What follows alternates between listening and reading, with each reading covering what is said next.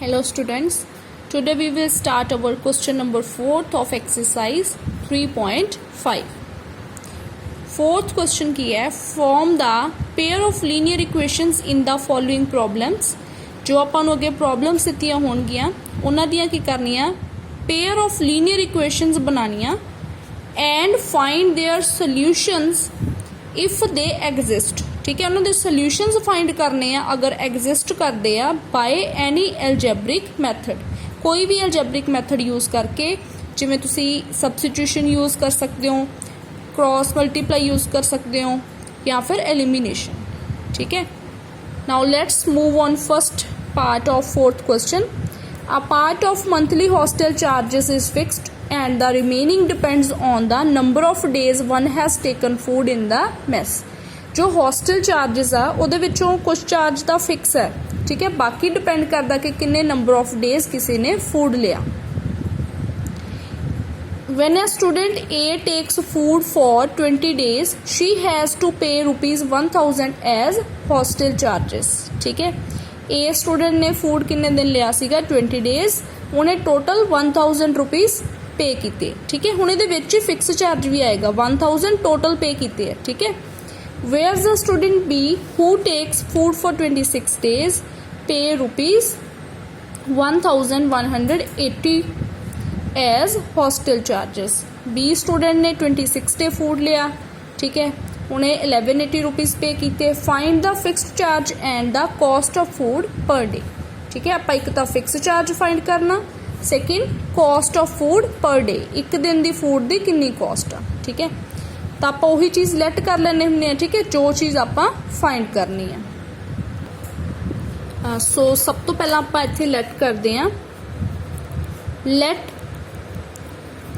Fixed charges X rupees. ठीक है, let cost of food per day that is Y rupees. जो आपको condition given C मैं लिख ली. ठीक है, क्वेश्चन बच्चे सेम आ जो आप 3.3 दे विच कीता सीगा. एक टैक्सी वाला क्वेश्चन सी कि कुछ उहदा फिक्स चार्ज आ, बाकी डिपेंड करदा किलोमीटर ते. तो उत्थे आपां फिक्स्ड चार्ज लैट कीता सी, एक कीता सी कॉस्ट ऑफ पर किलोमीटर, है ना. सो स्टूडेंट ए देखो 20 डेज लिए फूड लैंदा तो ₹1000 पे कीते ने.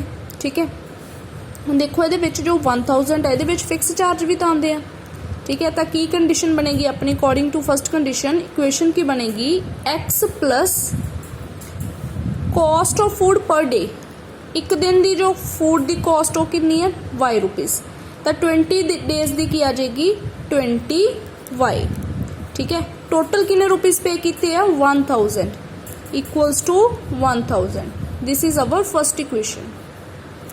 Now according to second condition, X plus fix charge तो आएगा ही. ठीक है, 26 डेज फूड लिया, एक दिन के चार्जिस Y आ, तो 26 के की हो जाएंगे 26Y equals to 1180. This is our second equation. ठीक है, अगे तुसी इहनूं जो मर्जी मैथड जो तुहानूं ईजी लगता उहदे नाल सॉल्व कर सकते हो. ठीक है, now our next part. Next जोड़ा पार्ट है फ्रैक्शन वाला क्वेश्चन आ. ठीक है, तुसी अपने आप कर सकते हो क्योंकि 3.3 दे विच कीता होया ऑलरेडी सिमिलर क्वेश्चन इहदे नाल. Next third part, Yash scored 40 marks in a test, getting 3 marks for each right answer and losing 1 mark for each wrong answer. Had 4 marks been awarded for each correct answer and 2 marks being deducted for each incorrect answer, then Yash would have scored 50 marks. How many questions were there in the test? ठीक है, देखो ये विच आपां how many questions find कर रहे हैं. ठीक है, सब तो पहला तो यही चीज़ आप सोचनी है ना भी लेट की करना, how many questions were there in the test. ये लिए तुसी देखो फॉर एग्जाम्पल अपने कोल टेस्ट दे विच 10 मार्क्स का टेस्ट है, चलो 5 क्वेश्चन ले लो. ठीक है, किसी टेस्ट दे विच 5 क्वेश्चन आ. ठीक है, उहदे विच 4 दे आंसर मान लो राइट दिते हैं, तो 1 रॉन्ग था। ठीक है, जो 4 राइट आ 1 रॉन्ग आ, एक ही अपने नंबर ऑफ आंसर्स। ठीक है, तो सो आपां इस क्वेश्चन दे विच टोटल नंबर ऑफ क्वेश्चंस किवें फाइंड करांगे, आपां की लेट करांगे number of right answers and number of wrong answers. ठीक है, आंसर्स तो आपां नूं क्वेश्चन टोटल फाइंड होणगे। ठीक है, so let number of right answers x, let number of wrong answers y। ਅੱਗੇ जो ਆਪਾਂ ਨੂੰ ਕੰਡੀਸ਼ਨ ਦਿੱਤੀ ਹੈ ਉਹਨੂੰ ਸਮਝਣ ਦੇ ਲਈ ਮੈਂ ਇੱਕ ਐਗਜ਼ਾਮਪਲ ਦੱਸਦੀ ਹਾਂ ਤੁਹਾਨੂੰ ਕਿ ਨੈਗੇਟਿਵ ਮਾਰਕਿੰਗ ਕਿਵੇਂ ਹੁੰਦੀ ਹੈ। ਜੋ ਉਹਨੇ ਕਿਹਾ ਸੀਗਾ ਕਿ ਲੂਜ਼ਿੰਗ ਲਈ ਉਹਦਾ ਜਿਹੜਾ ਮਾਰਕਸ ਆ ਲੂਜ਼ ਹੋ ਰਿਹਾ।